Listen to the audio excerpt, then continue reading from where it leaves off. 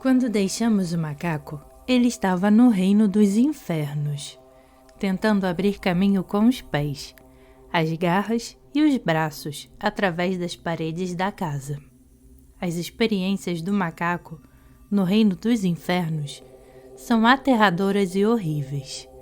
Ele se vê percorrendo campos gigantescos de ferro incandescente, ou sendo acorrentado e marcado com linhas negras e esquartejado, ou assado em cubículos de ferro em fogo, ou fervido em grandes caldeirões. Essas e outras alucinações dos infernos são geradas a partir de um ambiente de claustrofobia e agressão. Há uma sensação de se estar preso em um lugar pequeno, sem ar para respirar e sem espaço para se mover.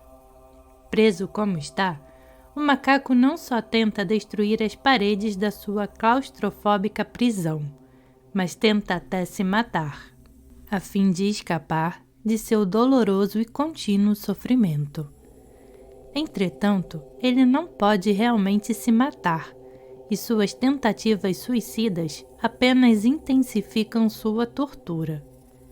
Quanto mais ele luta para destruir ou controlar as paredes, mais sólidas e opressivas elas se tornam, até que, em um determinado ponto, a intensidade da agressão diminui um pouco, e em vez de lutar com as paredes, o macaco cessa de relacionar-se com elas, para de se comunicar com elas, fica paralisado, congelado, envolvido na dor, sem brigar para fugir.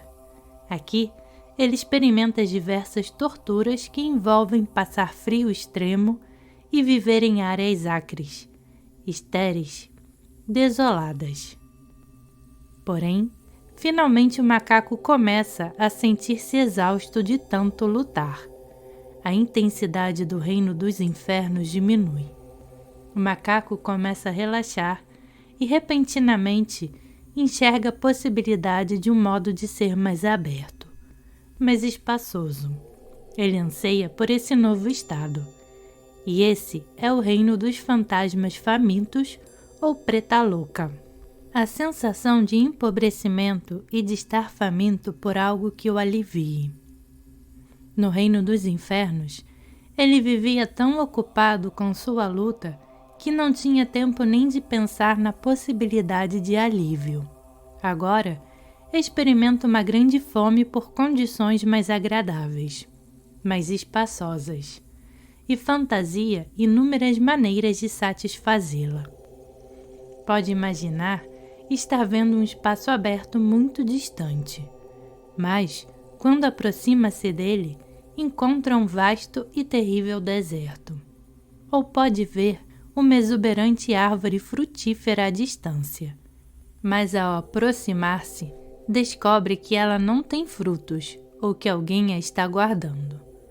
Ou o macaco pode voar para um vale aparentemente viçoso e fértil, só para encontrá-lo cheio de insetos venenosos e de cheiros repulsivos da vegetação apodrecendo. Em cada uma de suas fantasias, vislumbra a possibilidade de satisfação. Estende a mão para agarrá-la e logo decepciona-se. Toda vez que parece estar prestes a conseguir prazer, é rudemente despertado do sonho idílico. Mas sua fonte é tão demandante que ele não se deixa abalar, e assim continua a produzir incessantemente mais fantasias de futura satisfação. A dor da decepção envolve o macaco em uma relação de amor e ódio com seus sonhos. Sente-se fascinado por eles, mas a decepção é tão dolorosa que ele também é repelido. A tortura do reino dos fantasmas famintos não é tanto o sofrimento do fato de não encontrar o que se deseja. Ela é, melhor dizendo, a própria fome insaciável que causa o sofrimento. Provavelmente, se um macaco encontrasse grandes quantidades de alimentos, nem sequer tocaria neles. Ou talvez comesse tudo e, em seguida, desejasse mais. Isso ocorreria porque, Fundamentalmente, o macaco se sente mais fascinado com estar faminto do que com saciar a fome. A rápida frustração das suas tentativas de satisfazer a fome permite-lhe ter fome, outra vez. Assim, a dor e a fome do Preta Louca, como a agressão do reino dos infernos e as preocupações dos outros reinos, proporcionam ao macaco algo mais excitante com que se preocupar, algo sólido com que se relacionar, algo para fazê-lo sentir-se seguro de que existe como pessoa real. Ele tem medo de abandonar a segurança e o entretenimento, medo de aventurar-se no mundo desconhecido do espaço aberto. Preferiria permanecer em sua prisão já familiar, não importando o quão penosa e opressiva ela fosse. No entanto, quando o macaco se vê repetidamente frustrado nas tentativas de realizar suas fantasias, começa a ficar um tanto ressentido e, ao mesmo tempo, resignado. Começa a desistir da intensidade da fome e a ficar mais à vontade quanto a uma série determinada de respostas habituais ao mundo. Desconhece outro modo de lidar com as experiências de vida e confia no mesmo conjunto de respostas, limitando, dessa maneira, o próprio mundo. Um cachorro tenta cheirar tudo aquilo com que entra em contato. Um gato não se interessa por televisão. Esse é o reino animal, o reino da estupidez. O macaco se faz cego para o que existe à sua volta e recusa-se a explorar novos territórios, apegando-se a metas e irritações íntimas. Inebriado por seu mundo familiar, seguro e autônomo, fixa a atenção em metas bem conhecidas e persegue-as com firme e teimosa determinação. Por isso, o reino animal é simbolizado pelo porco. Um porco limita-se a comer o que quer que lhe apareça diante do focinho. Não olha para a direita nem para a esquerda. Segue em frente. Faz exatamente isso. Não importa se é preciso atravessar a nado um enorme tanque de lodo ou enfrentar outros obstáculos. Limita-se a ir de uma extremidade à outra e a comer o que encontra. Mas em algum momento, o macaco começa a compreender que lhe é dado escolher prazeres e sofrimentos. Torna-se um pouco mais inteligente, discriminando entre experiências agradáveis e penosas, em um esforço para aumentar o prazer e diminuir a dor. Esse é o reino humano, o reino da paixão discriminativa. Aqui o macaco faz uma parada para pensar no que está procurando alcançar. Torna-se mais discriminativo, avalia alternativas, raciocina mais e, portanto, espera e teme mais. É o reino humano, o reino da paixão e do intelecto. O macaco torna-se mais inteligente, não agarra apenas, explora, sente as texturas, compara objetos. Se chega à conclusão de que deseja alguma coisa, tenta agarrá-la, puxa essa coisa para si e a possui. Se, por exemplo, viesse a desejar uma bonita peça de seda, iria a diversas lojas e sentiria a textura dos tecidos, para verificar se algum é exatamente o que ele deseja. Quando encontrasse o tecido, precisamente ajustado ao que imaginara, ou aquele que mais se aproximasse disso, tocando, diria: "Ah, ótimo! Não é lindo?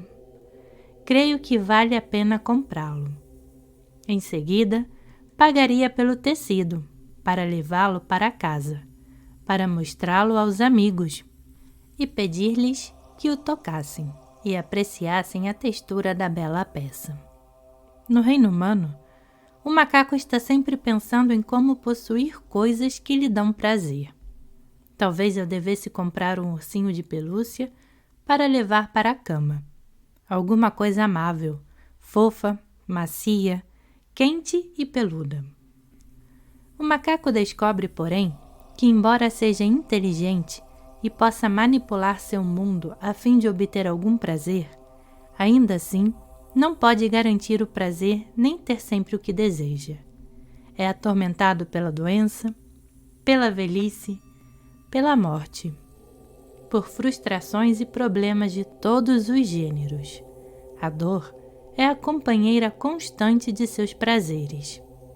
Assim começa, muito logicamente, a deduzir a possibilidade do céu, a completa eliminação da dor e a obtenção do prazer. Sua versão do céu talvez seja a aquisição de extrema riqueza, ou do poder, ou da fama, seja lá o que ele gostaria que fosse o seu mundo. E ele passa a se ocupar com conquistas e competição. Esse é o reino dos Asuras, o reino dos deuses invejosos. O macaco sonha com estados ideais, superiores aos prazeres e às dores do reino humano, e está sempre tentando alcançá-los, sempre tentando ser melhor do que qualquer um. Nessa luta constante por atingir alguma espécie de perfeição, sente-se obcecado com a avaliação do seu progresso, com a comparação de si mesmo com os outros, desenvolvendo um maior controle dos pensamentos e emoções e, portanto, maior concentração. É capaz de manipular seu mundo com mais sucesso do que no reino humano. Mas a preocupação de ser sempre o melhor, de ser sempre o dono da situação, faz com que seja inseguro e ansioso. Cumpre-lhe lutar constantemente para controlar seu território, superando qualquer ameaça e suas realizações. Está sempre lutando pelo domínio de seu mundo. A ambição de lograr a vitória e o medo de perder uma batalha não só lhe proporcionam a sensação de estar vivo, como também lhe causam irritação. Perde constantemente de vista a meta final, mas continua movido pela ambição de ser melhor. É obcecado pela competição e conquista.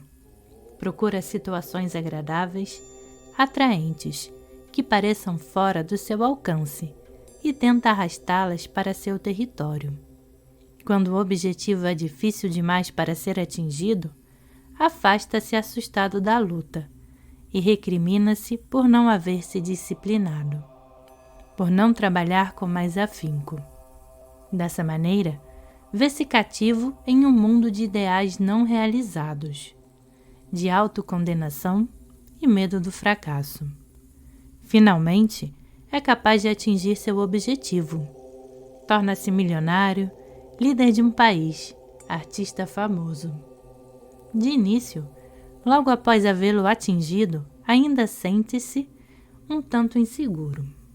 Mais cedo ou mais tarde, porém, começa a compreender que conseguiu vencer, que está lá, que está no céu. Começa então a relaxar, a demorar-se na contemplação de seus feitos, a apreciá-los, afastando de si as coisas indesejáveis, em um estado semelhante à hipnose, em uma concentração natural. Esse estado de felicidade e orgulho é o Devaloka, ou reino dos deuses. Em sentido figurado, os corpos dos deuses são feitos de luz. Eles não precisam se preocupar com questões terrenas. Se quiserem fazer amor, um olhar e um sorriso correspondidos os satisfarão. Se quiserem comer, basta-lhes dirigir a mente para formosas visões que se alimentam. É o mundo utópico que os seres humanos esperam que exista. Tudo acontece fácil, natural e automaticamente. Tudo que um macaco ouve é música. Tudo que um macaco vê é colorido. Tudo que sente é agradável. Ele realizou uma espécie de auto-hipnose, um estado natural de concentração que lhe expulsa da mente tudo o que lhe possa parecer irritante ou indesejável. Então, o macaco descobre que pode ir além dos prazeres sensuais e das belezas do reino dos deuses e entrar em dhyana, ou estados de concentração do reino dos deuses sem forma, que é o requinte máximo dos 6 reinos. Compreende que lhe é possível lograr o prazer puramente mental, o mais sutil e durável de todos, que lhe é dado manter continuamente o sentido de um eu sólido, graças à expansão das paredes de sua prisão, de tal forma que essa prisão inclua aparentemente todo o cosmo, vencendo assim a mudança e a morte. A princípio, ele estabiliza a ideia de espaço ilimitado. Ele está aqui e o espaço ilimitado está ali. E ele o observa.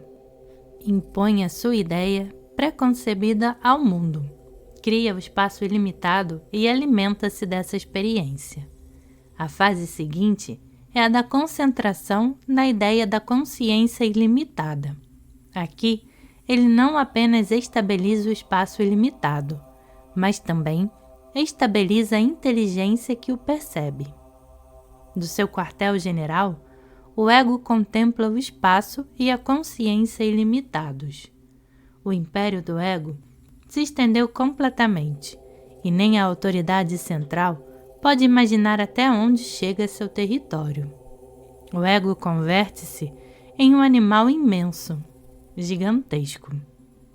O ego estendeu-se por uma distância tão grande que começa a perder de vista o limite do próprio território. Onde quer que tente definir suas fronteiras, parece estar excluindo parte do território. Finalmente, chega à conclusão de que não há meios de definir suas fronteiras. O tamanho do império não pode ser concebido nem imaginado. Visto que inclui tudo, não se define como isto ou como aquilo. De modo que o ego concentra-se na ideia de não isto e não aquilo, na ideia de que não se pode conceber nem imaginar. Finalmente, porém, até esse estado mental é superado quando o ego compreende que a ideia de ser inconcebível e inimaginável é em si mesma uma concepção. Daí o ego passa a se fixar na ideia da negação de não isto e não aquilo. A ideia da impossibilidade de afirmar qualquer coisa é algo do qual o ego alimenta-se, do qual orgulha-se, com a qual identifica-se, e que utiliza, portanto, para manter sua própria continuidade. Esse é o mais elevado nível de concentração e conquista que a confusa mente sansârica pode alcançar. O macaco conseguiu atingir o derradeiro nível da conquista, mas ele não transcendeu. Todavia, a lógica dualista da qual ela depende.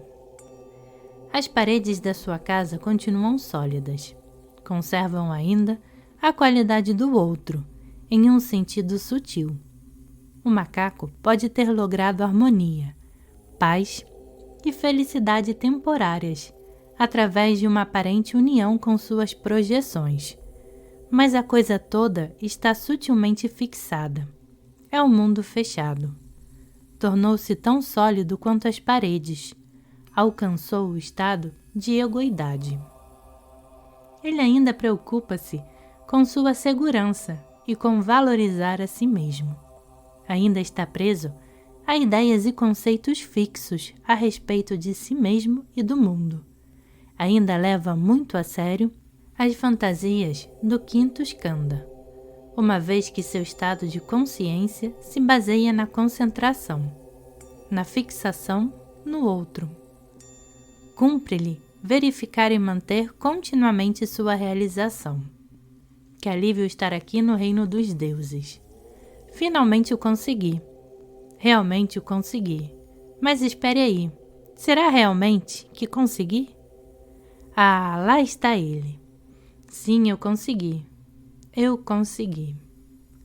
O macaco supõe haver conseguido o nirvana, mas na realidade conseguiu apenas uma condição temporária do estado de egoidade. Mais cedo ou mais tarde, a fixação esgota-se e o macaco começa a entrar em pânico. Sente-se ameaçado, confuso, vulnerável e mergulha no reino dos deuses invejosos. Mas a ansiedade e a inveja do reino dos deuses invejosos são avassaladoras, e o macaco fica preocupado pensando no que saiu errado. Por isso, regressa ao reino humano. Mas o reino humano é também muito doloroso. O esforço contínuo de imaginar o que está acontecendo, o que não deu certo, apenas aumentam a dor e a confusão. Eis porque o macaco foge da hesitação e da perspectiva crítica do intelecto humano e mergulha no reino animal, onde começa a mover-se pesadamente, ignorando o que está a seu lado, fazendo-se de surdo-mudo às mensagens que podem desafiar a segurança de seguir caminhos estreitos e familiares. No entanto, mensagens do meio ambiente acabam por chegar a ele, e a fome de consumir algo mais se desenvolve. A saudade do reino dos deuses torna-se muito forte e aumenta a intensidade da luta para voltar a ele. O macaco imagina-se desfrutando os prazeres do reino dos deuses, mas dura pouco a satisfação decorrente da fantasia de saciar a fome, e logo ele se sente faminto outra vez.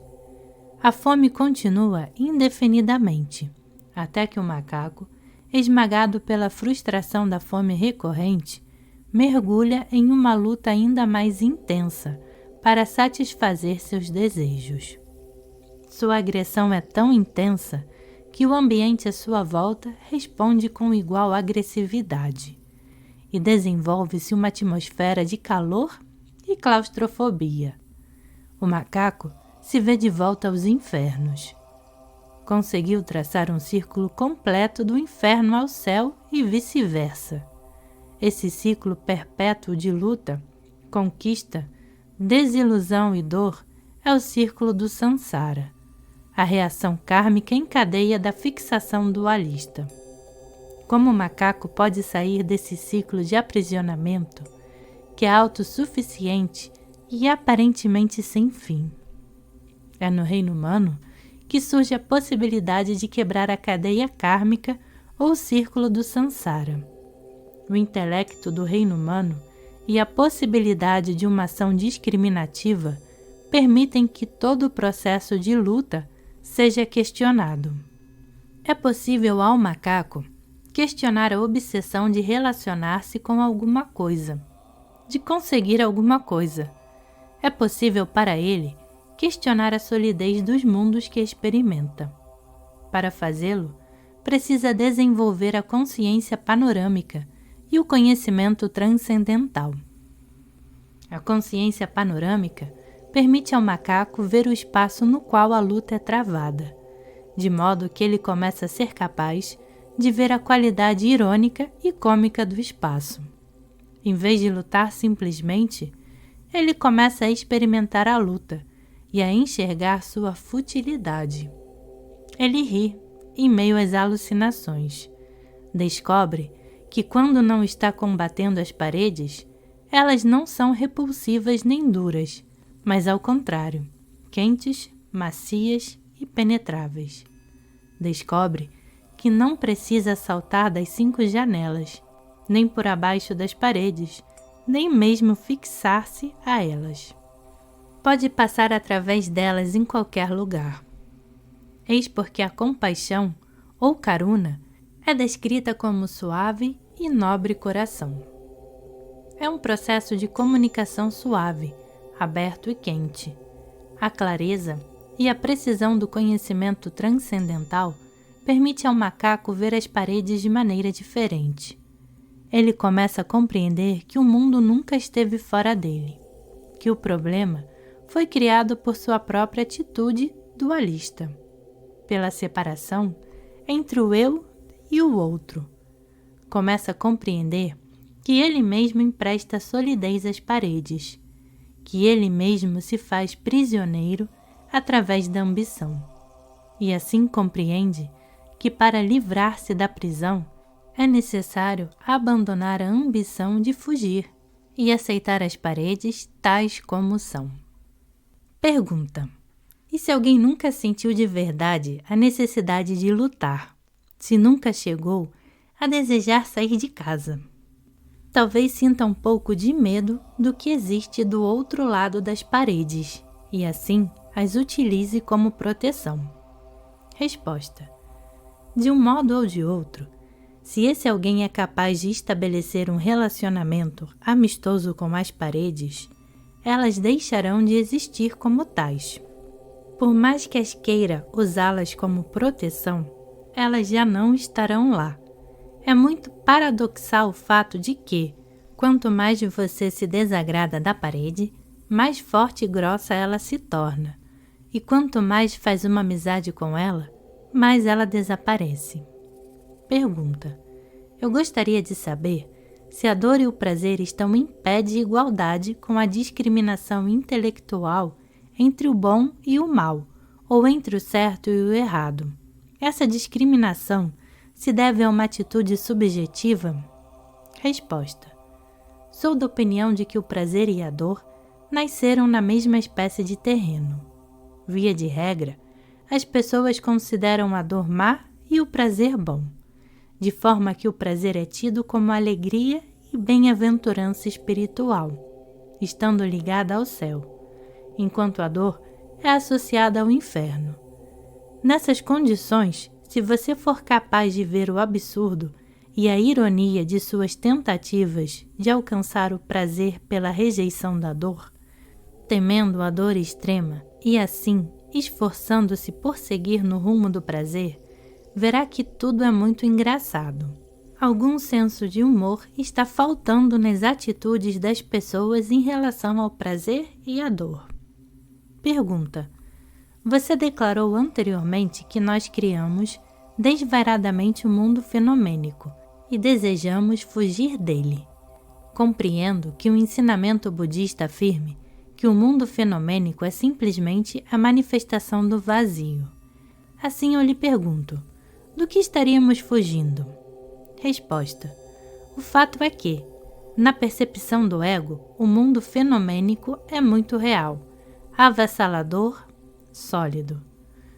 Pode ser que ele seja alucinatório de fato, mas no que diz respeito ao macaco, a alucinação é inteiramente real e sólida. Do confuso ponto de vista do macaco, o próprio pensamento torna-se muito sólido e tangível. Não basta dizer que essas alucinações não existem porque forma é vazio, e vazio é forma. Procure convencer disso um macaco neurótico. No que lhe diz respeito, a forma existe, sólida e pesada. É real para o macaco, porque ele está tão obcecado por ela que não permite nenhum distanciamento para vê-la de outra maneira. Demasiado ocupado com suas contínuas tentativas de reforçar a própria existência, ele nunca permite uma brecha. Nessas condições, não há lugar para a inspiração, não há lugar para ver outros aspectos, ângulos diferentes da situação. Do ponto de vista do macaco, a confusão é real. Quando temos um pesadelo, esse pesadelo, no momento em que ocorre, é real, terrivelmente assustador. Por outro lado, quando voltamos a vista para trás e enxergamos a experiência, ela não parece ter sido mais do que um sonho. Não podemos usar dois tipos de lógica simultaneamente. Temos de ver o aspecto confuso por inteiro, a fim de compreendê-lo claramente e enxergar o seu absurdo.